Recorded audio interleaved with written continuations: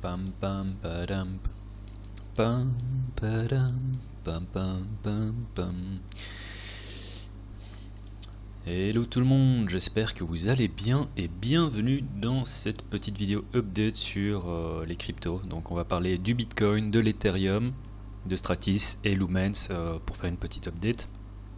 Dans l'ensemble d'alt, de Litecoin, d'XRP et puis aussi de tout ce qui est un peu DeFi qui vraiment s'est vautré suite à ce qui s'est passé sur le Bitcoin. Donc on a eu la clôture en daily, il y a en monthly, en mensuel, il y a 2 jours, il y a 2 heures. Mon Dieu, j'arrive plus à parler, je suis vraiment désolé. Donc on vient d'avoir, on recommence. On vient d'avoir la clôture en mensuel il y a 2 petites heures. On peut voir que cette clôture et tout ce qui a plus de bullish. Pour moi, en mensuel, en ce moment, il y a juste un niveau que je trouve plus ou moins important. On pourrait rajouter éventuellement celui-là. Parce qu'on peut voir qu'on a eu pas mal de résistance ici, mais on a cette résistance, ce sommet là, on est passé au-dessus, on a la cassure, donc très très positif, et je pense qu'on a toutes les chances éventuellement de venir chercher les 13 008 si je me base simplement sur le mensuel. Après, le mensuel me sert simplement à avoir un biais bullish ou bearish, et là mon biais il est véritablement bull. Après, j'avais pas forcément besoin du mensuel pour ça. Pourquoi parce que sur toutes les autres échelles de temps c'est tellement bull que voilà. Mais le fait que le mensuel soit positif tend à me rendre encore plus bull que je ne le serais si j'avais pas forcément ce genre de signaux. Donc je ne traite pas le mensuel, mais ça me sert à avoir un biais. Donc je trouve ça assez important, surtout qu'on vient d'avoir la clôture et qu'on a une clôture très positive, en plus de ce qui s'est passé sur le weekly et également le daily. Et on va venir là tout de suite. Donc là, on a toujours mon niveau en mensuel qui devrait nous faire office de résistance. On a également cette ancienne résistance, nous faire office de support, pardon. On a également cet ancien support ici, cette ancienne résistance qui devient support. J'ai du mal à parler. Je devrais dire niveau tout simplement et vous comprendriez. Donc ici, on a véritablement ce niveau. Donc qui nous servait de résistance en hebdo. On est tapé dedans une fois, 2 fois, 3 fois, 4 fois. Là on a la cassure. Si on a un retest de ce niveau, pour moi je passe tout simplement acheteur sur le BTC sans trop réfléchir, avec un stop assez large ici en dessous. Mais comme j'ai dit, en visant donc en mensuel donc les 13 000. Ici on peut voir sur l'hebdo excusez-moi, qu'on a cette résistance. C'est davantage une zone de liquidité, donc une fois qu'on passe au-dessus, je pense qu'on a toutes les chances de venir chercher véritablement cet ancien support ici. Mais bon, tout ça c'est des idées, pour le moment je ne prends pas de trade et je vous explique tout simplement mon plan. Pour moi, vraiment ce qu'il y a ici c'est une zone d'achat et on va venir vérifier ça sur le daily. Donc daily, j'ai un ensemble de niveaux. J'ai laissé mon niveau mensuel, hebdo, et j'ai un niveau en plus en daily. Donc l'idée c'est quoi? C'est qu'on a véritablement, tout ça c'était une zone de résistance assez immense sur un ensemble de time frame, et là on vient de casser tout ça, donc très très positif, et ça ferait pas trop de sens pour moi que l'on vienne redescendre en dessous de ça.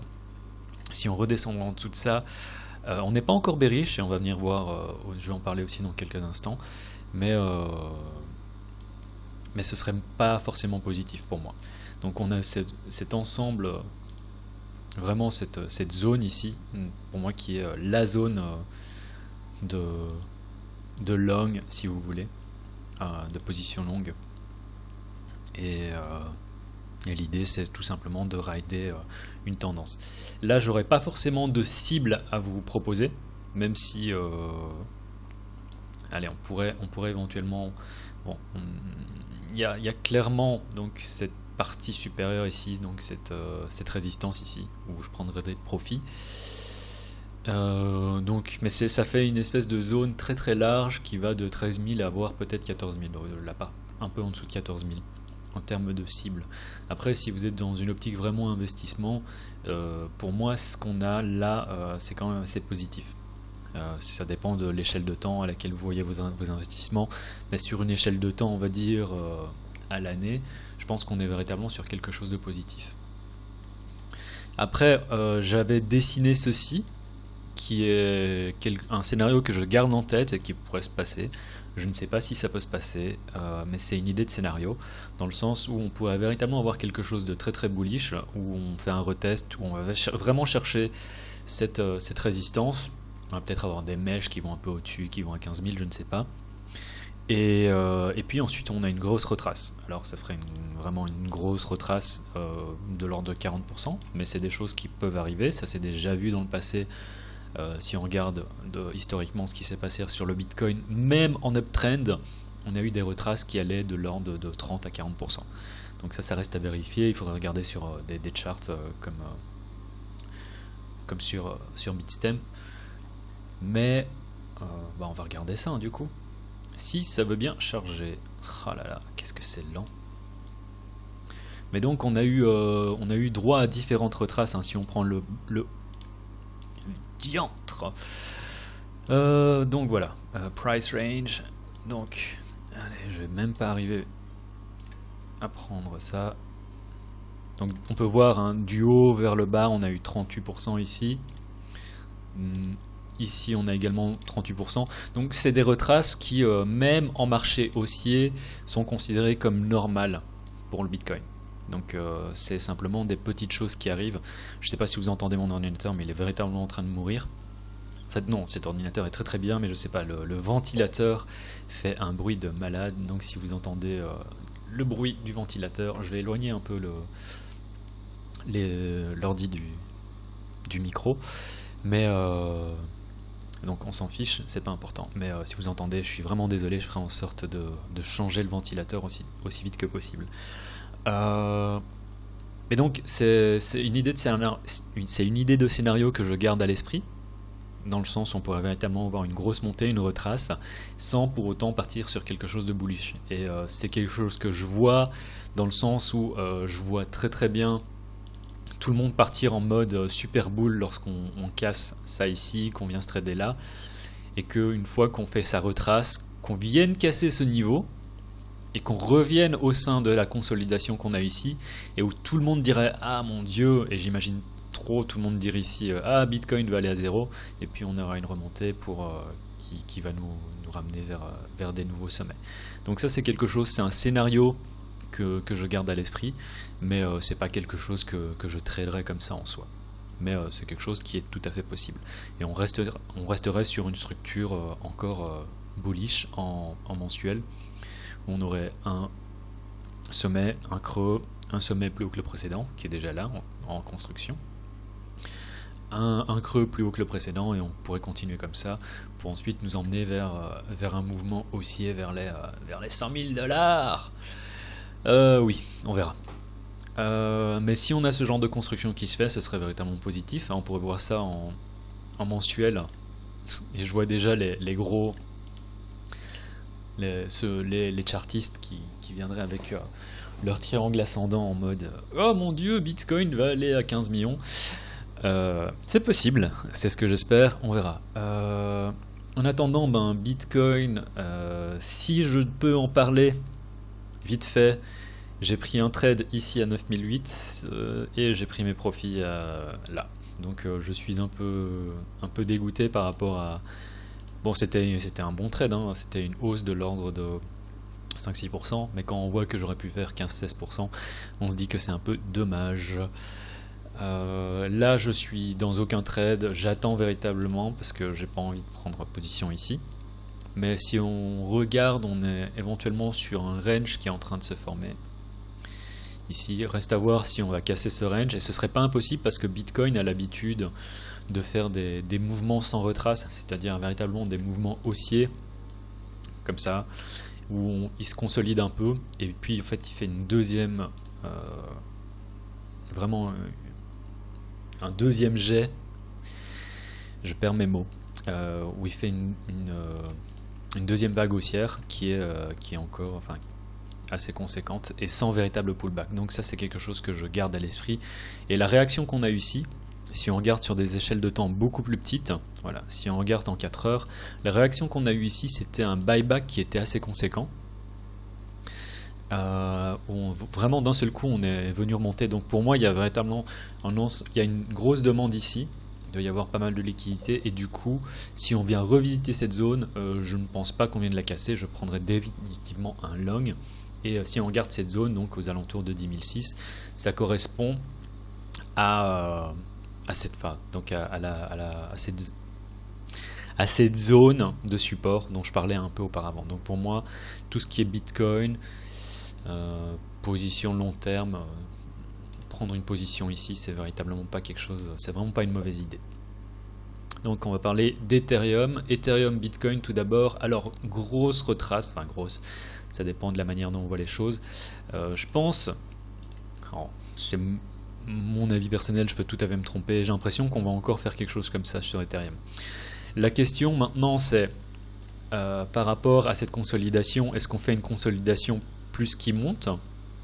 Et donc à partir de ce moment-là, ce serait plus évident de prendre une position sur la cassure par rapport à un trade pour viser véritablement la partie supérieure.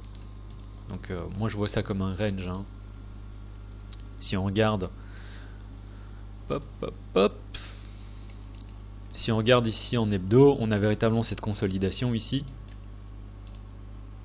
Énorme consolidation. On est à la partie supérieure et la partie inférieure de la consolidation. Et vu qu'on vient de réintégrer, on va dire, ce range, l'idée c'est véritablement, si en cas de cassure, viser la partie supérieure du range.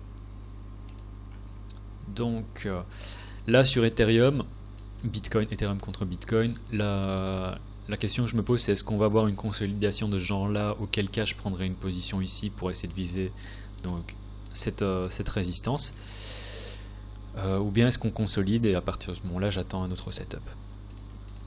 Pour moi Ethereum Bitcoin, c'est pas forcément clair pour le moment.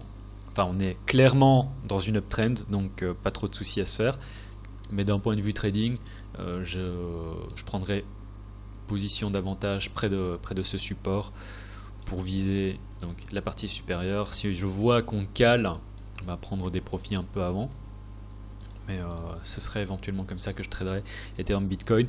Ethereum USD, alors Ethereum USD juste très très fort, hein. Une fois qu'on a eu la cassure, on n'a pas eu de véritable pullback. J'aurais voulu prendre une position ici sur une retrace, elle n'a pas donné de retrace, Ethereum n'a pas donné de retrace, et c'est ça qui me fait dire également que sur Bitcoin on pourrait ne pas avoir de retrace. En aucun cas je n'ouvrirai un short sur Bitcoin ou Ethereum dans le sens où ce serait du suicide. Je dis ça pourquoi? Parce que, alors je vois déjà des gens qui disent ah regarde on a une divergence ici. Pour moi cette divergence, il faut vraiment faire très attention. Je dis pas qu'on pourrait pas retracer un peu, mais c'est le genre de divergence que je considère comme étant non valide, dans le sens où c'est une divergence très très large, et je vois parfois, enfin je me souviens de personnes qui à l'époque où je faisais des vidéos beaucoup plus souvent, me disaient voilà, on a une divergence cachée. Bah, si elle est cachée c'est qu'elle n'est pas évidente. Moi je préfère des divergences véritablement évidentes. Là je dis pourquoi, parce qu'on a un RSI, généralement on a un RSI de longueur 14, et c'est le RSI par défaut. La plupart des gens qui utilisent le RSI l'utilisent en longueur 14, et on peut voir longueur 14 ça veut dire quoi? Ça veut dire que le RSI il est basé sur les 14 dernières chandelles. Ça veut dire que tout ce qui est divergence qui dépasse les 14 chandelles serait à mon sens inefficace, peu valide. Et là pour moi on dépasse clairement, on est à 30 chandelles sur le 4 heures. Si maintenant on vient faire un mouvement haussier comme ça, qu'on a une petite divergence encore ici, mais à partir de ce moment là, si on a une divergence ici et qu'on a ce genre de mouvement là, je pense qu'on aurait une divergence sur le daily. À partir de ce moment là, peut-être que je penserai à prendre position, d'autant plus qu'on arrive sur une zone de résistance pour moi. Donc à partir de ce moment-là, oui, je prendrai peut-être un short, et encore, ça reste à vérifier, parce qu'on est véritablement sur un mouvement haussier, et j'aime pas trop prendre des shorts sur ce genre de mouvement super puissant, dans le sens où ça m'est déjà arrivé de prendre des shorts et de me faire liquider. Je crois que je me suis fait liquider sur quoi? Sur XRP à l'époque. Soit, ou bien c'était sur Bitcoin Cash, je sais plus, c'était sur BitMEX à l'époque. Et j'ai une position, je me dis mais non, ça va, enfin, on est sur des niveaux qui sont trop hauts et en fait ça continue à monter et ça te détruit ta position, ça te détruit ton compte aussi. Bref, donc Ethereum pour moi c'est toujours en montée, la question c'est où est-ce que je prendrai position.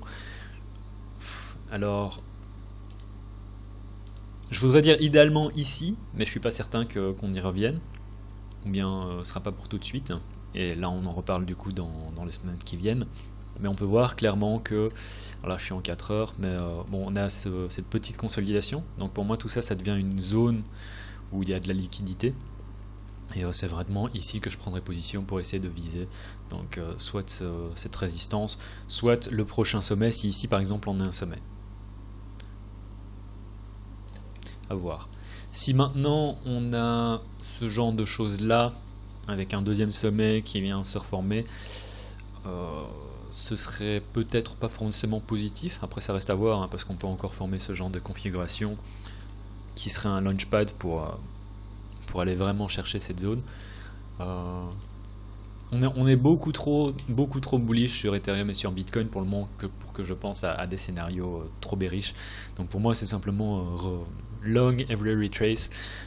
C'est prenez des longs sur chaque retrace et voyez où ça vous emmène. Prenez des profits. Pour le moment, que ce soit sur Bitcoin ou Ethereum, tout le monde va devenir un génie dans le sens où tout le monde va faire de l'argent, je pense. Ce qui est un peu moins le cas pour les alts pour le moment, parce qu'une fois que Bitcoin va faire son top, son sommet, je pense qu'on va voir un gros mouvement sur les alts. Et donc voilà, ça c'est pour Ethereum USD, tout ce qui est dans ce range. Et ce que je voudrais tellement, c'est qu'on vienne chercher la liquidité qu'on a ici. On peut voir véritablement, on est venu chercher une fois, deux fois. Je pense qu'on a toutes les chances de revenir chercher encore une fois et d'avoir aussi d'avoir un mouvement qui nous emmène vers le haut. Trop de demandes. Et ça c'est des niveaux mensuels sur un ensemble de time frame comme sur Bitcoin. Et je pense pas qu'on vienne casser cette résistance, ce support aux alentours des 300. Donc Ethereum USD aussi pour moi. Enfin, je pense que à prendre des longs sur ces deux-là. Stratis, bah, je suis sorti, dans le sens où je vous avais dit la semaine passée, hein, si on vient redescendre ici en dessous, je sors. Et ce que j'aurais voulu voir, c'est un scénario comme ça, où on continue à consolider. Bitcoin a pumpé, Bitcoin a tué un ensemble de setups sur les alts, et voilà ce qui se passe. Donc heureusement entre guillemets, j'avais pris une position plus bas. Donc ça donnait, je suis sorti, ouais, donc ça donnait, je suis sorti un peu au-dessus, mais bon, ça faisait plus ou moins 1 R de gain, ce qui est par rapport aux 2 R, 3 R que j'aurais pu faire est un peu dommage. Mais donc voilà, pour être totalement transparent, voilà, Stratis, je suis sorti. Lumens, je suis toujours dessus. Alors que bon, je suis pas en gain, je suis clairement à break-even. Je devrais sortir peut-être, mais j'ai envie de toujours croire à ce setup. Quand je regarde ce qui se passe en hebdo, voilà, je me dis que c'est simplement une retrace. On a la clôture dans un peu moins de 2 jours. J'attends vraiment de voir comment est-ce qu'on clôture, si on réintègre encore sous cette résistance, ce serait véritablement pas bon. Après, c'est pas impossible également que sur Lumens on fasse un truc comme ça et on fasse, enfin qu'on réintègre encore ce range et que je sais pas pour combien de temps on puisse encore ranger pendant un certain nombre de semaines, je sais pas. J'ai envie de croire au fait que voilà, on a été chercher tous les stops, toute la liquidité et que du coup on va remonter. Ça c'est ce que je regarde sur Lumen. Je tends à considérer ceci comme étant moins bearish que par exemple Stratis. Je vais effacer ça.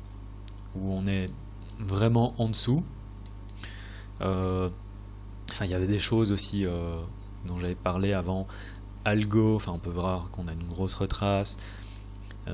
Matic, je vous avais parlé de Matic à l'époque où j'avais dit vraiment si on passe au-dessus de ce niveau, donc on fait un retest, et on était ici, on était là, je prendrai un long. On peut voir que ça s'est pas passé du tout comme ça, et c'est pour ça que j'attends véritablement de passer au-dessus du niveau avant de prendre une position, et je prends jamais de position longue sur sur une résistance ou une position short sur un support.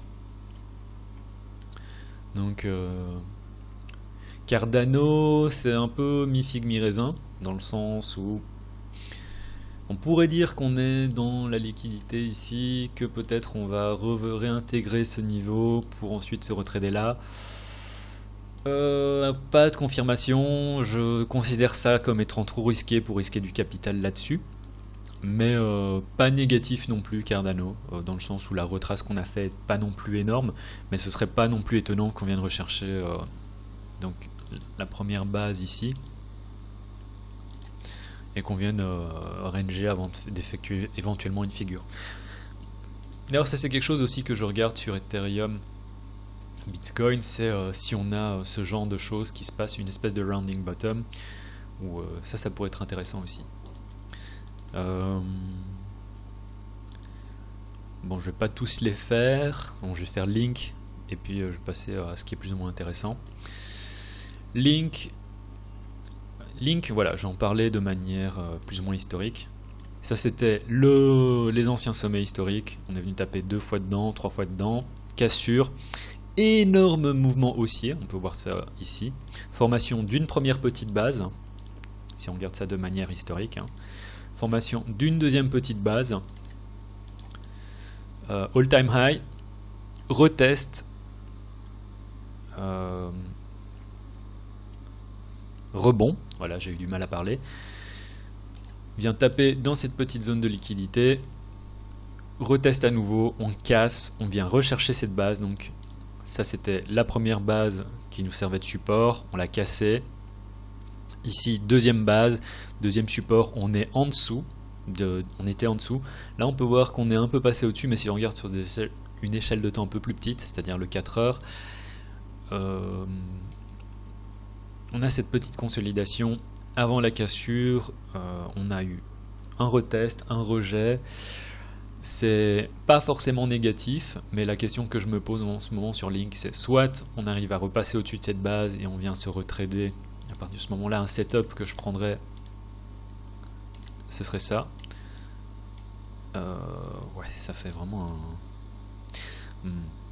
Ouais, non, c'est trop nul comme risque-reward. À voir comment est-ce que les prix évoluent. Mais c'est vrai que le premier endroit où je prendrais des profits, c'est vraiment cette base ici. Donc ça donne pas quelque chose de génial en termes... Non, c'est pas un trade que je prendrais parce que le reward est trop pourri. Mais voilà, donc ça ce serait un trade donc que je prendrais pas du coup, mais ça c'est quelque chose que je regarde. Donc soit on vient récupérer ces niveaux, et je pense que voilà, on a également cette consolidation qui est une première target, où on pourrait éventuellement rechercher également tout ce qu'il y a ici. Ce qui est certain, c'est que ici on va avoir une réaction. On a beaucoup trop de liquidité pour moi pour qu'on arrive à repasser au-dessus. Donc Link, pour moi la question c'est un peu comme Cardano finalement, c'est soit on arrive à faire un petit rebond, éventuellement chercher au-dessus, peut-être pas aussi haut que ça, soit on continue à descendre et à partir de ce moment là on va vers, je pense qu'on peut rechercher donc cette ancienne résistance qui du coup nous servirait de support et qui est le point de départ donc de ce gigantesque mouvement haussier, qui était un mouvement, je sais pas, presque ouais, 80%, donc vraiment très très conséquent, et on ferait une retrace plus ou moins totale depuis le point de départ. Donc Link, je suis pas forcément intéressé. XRP, alors XRP j'en parle dans le sens où on peut voir qu'on a véritablement, je sais pas comment on appelle ça, on avait ce range, on peut dire ça comme ça, on a eu cette petite excursion en dehors du range, on est venu réintégrer et on peut voir qu'on a cassé donc la partie supérieure du range. Que l'idée maintenant c'est que en termes de cible, on viendrait, si on fait un retest, c'est qu'on vient de rechercher cette résistance ici. Alors quand je parle de cette résistance, c'est pas une petite résistance, donc c'est positif sur XRP plus ou moins, dans le sens où vous voyez que on a encore beaucoup à rattraper sur XRP. Donc je suis pas forcément super bullish, mais c'est un point de départ. Ce qui me rendrait véritablement positif sur XRP. Dites-moi aussi dans les commentaires, ça c'est quelque chose que j'ai besoin de savoir, et c'est pour vous, c'est ce que mes niveaux, quand je les dessine, vous les voyez bien. Mettez-moi ça dans les commentaires parce que c'est assez important.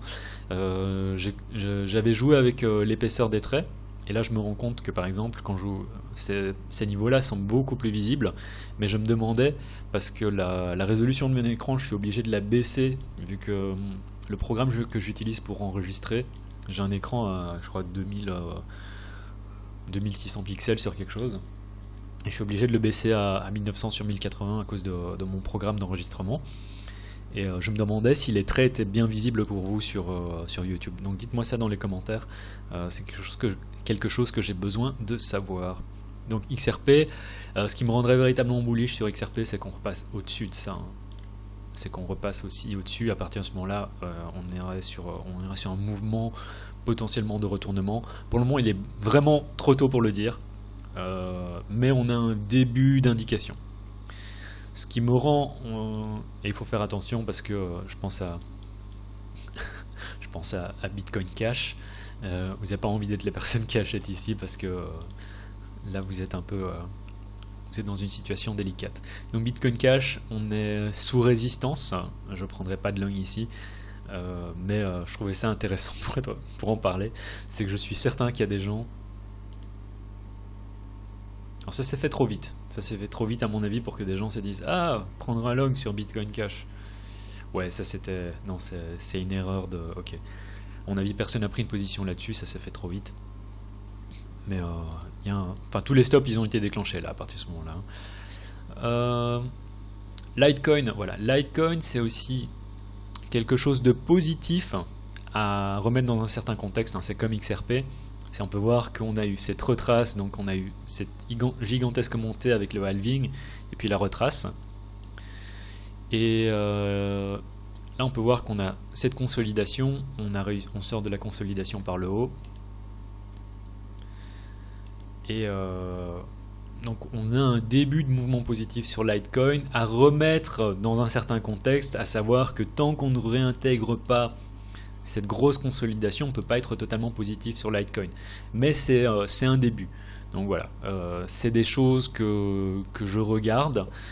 Je pense que prendre des positions long terme sur Litecoin à partir d'ici, c'est pas forcément ce qu'il y a de plus stupide à faire. Mais ça reste encore à confirmer sur des échelles de temps un peu plus grandes, telles que le weekly. Pourquoi? Parce que on pourrait tout à fait faire ça. Donc ça, ce serait véritablement très dangereux, mais on va dire que ça ferait sens d'un point de vue historique, vu ce qui se passe aussi sur les autres alts, vu le contexte global. Ça pourrait faire sens de commencer à regarder ce qui se passe sur Litecoin. Litecoin c'est quelque chose que je regarde. IE c'est toujours dans son range, donc pas génial. XTZ est sur support. Il faut que je regarde ça de plus près. Là je vais bientôt arrêter la vidéo parce que ça fait bientôt faire une demi-heure. Et on va parler vite fait des autres alts, donc du défi. Donc SXP. Pas négatif ce qui se passe là. Honnêtement, je suis assez surpris. Après, ce que je pourrais voir sur SXP, Swipe, c'est que on vienne ici, donc retaper dans cet ancien sommet et qu'on vienne se vautrer. Ça, c'est quelque chose que je pourrais voir. Donc, du coup, si je vois vraiment une faiblesse ici, je tendrais à éventuellement vraiment shorter Swipe. Parce que je considère qu'il est, son prix est trop élevé par rapport à ce que ça offre. Et bon, il faudra bientôt, bien sûr, voir comment ça évolue ici. Mais ce que je pense, c'est que je vous avais parlé la semaine passée de Ampleforth, et je pense que c'est tout à fait possible qu'on voit un mouvement à la Ampleforth. Donc, on était ici la semaine passée, et je vous avais dit, pour moi, ça ressemble véritablement à une épaule tête épaule mode Quasimodo. Mais vraiment. Vous pouvez le googler, c'est un truc qui existe. L'idée de l'épaule tête-épaule Quasimodo, c'est quoi? C'est la même chose que l'épaule tête-épaule, dans le sens où on a une épaule, une tête et une deuxième épaule, sauf que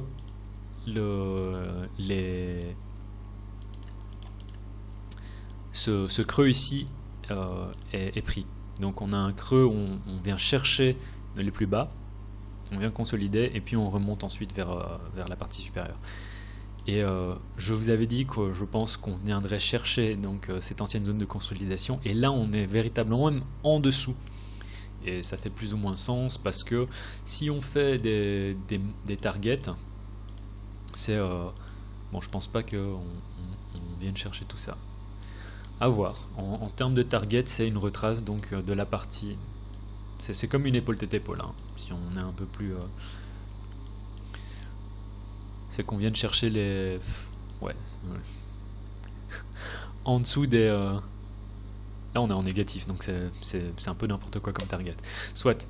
Donc Ample Force, je vous en avais parlé la semaine passée, je vous avais parlé de Land, je vous avais dit si on vient refaire... enfin pour moi Land aussi on va continuer à retracer. Maker, alors je vous avais dit vous n'avez pas envie d'être la personne qui achète ici, on est encore en train de consolider.